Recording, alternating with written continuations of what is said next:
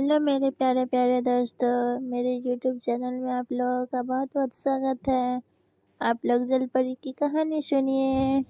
सुनहरी जलपरी की कहानी। एक समय की बात है, समुद्र के बीचों बीच एक गहरा और अद्भुत साम्राज्य था। वहां नीले पानी के नीचे अनगिनत जीव जंतु रहते थे और उस साम्राज्य पर जल राजा का शासन था। जल राजा की सबसे छोटी बेटी सुनहरी जलपरी अपनी सुंदरता और स्वर्णिम पूंछ के लिए जानी जाती थी। उसकी पूंछ सूरज की रोशनी में चमकती थी, जैसे वह सचमुच सोने से बनी हो। सुनहरी जलपरी का नाम संध्या था। संध्या जितनी सुंदर थी उतनी ही जिज्ञासु भी। उसे समुद्र की गहराई के बारे में सब कुछ जानने का शौक था, लेकिन उससे भी ज्यादा उसे सतह की दुनिया आकर्षित करती थी।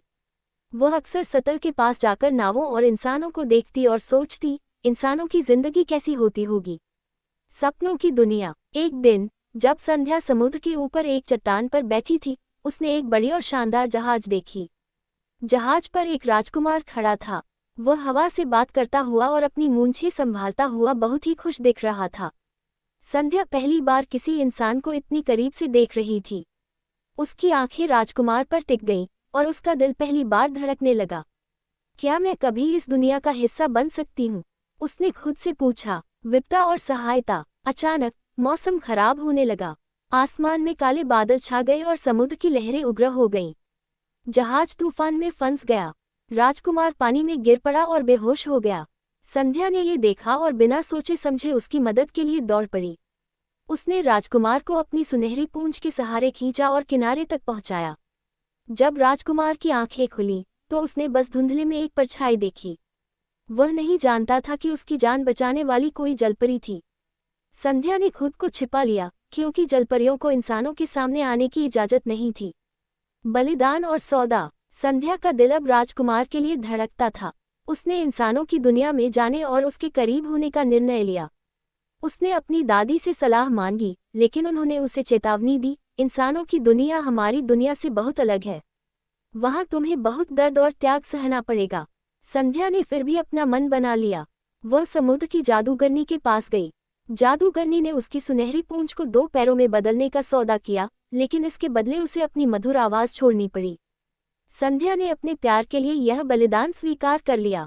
इंसानी दुनिया में संघर्ष। अब संध्या एक इंसान बन चुकी थी। वह राजकुमार के महल में पहुंची।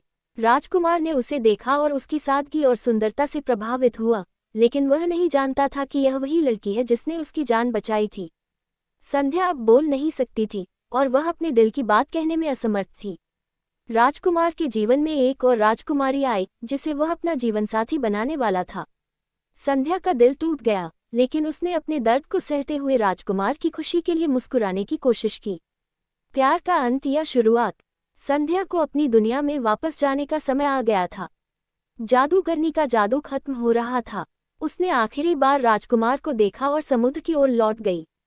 लेकिन जैसे ही राजकुमार ने उसे समुद्र में गायब होते देखा, उसे एहसास हुआ कि यही वह लड़की थी जिसने उसकी जान बचाई थी। राजकुमार ने तुरंत नाव लेकर उसे ढूंढने की कोशिश की, लेकिन वह सफल नहीं हो सका। हालांकि समुद्र की लहरों में वह अक्सर संध्या की परछाई देखता और उसे याद करता। सीख। ये कहानी केवल प्यार और बलिदान की नहीं है, बल्कि हमें ये सिखाती है कि हर कोई अपनी पहचान और दुनिया को समझते हुए खुश रह सकता है। संध्या ने अपना सब कुछ देकर प्यार को समझा, लेकिन अंत में वह अपनी दुनिया में लौटकर खुश थी। जलपरी की यह कहानी सिखाती है कि प्रेम केवल पाना नहीं, बल्कि देना भी है। कहानी पसंद आई हो तो प्लीज़ वीडियो को लाइक और शेयर। वीडियो देखने के लिए बहुत बहुत धन्यवाद।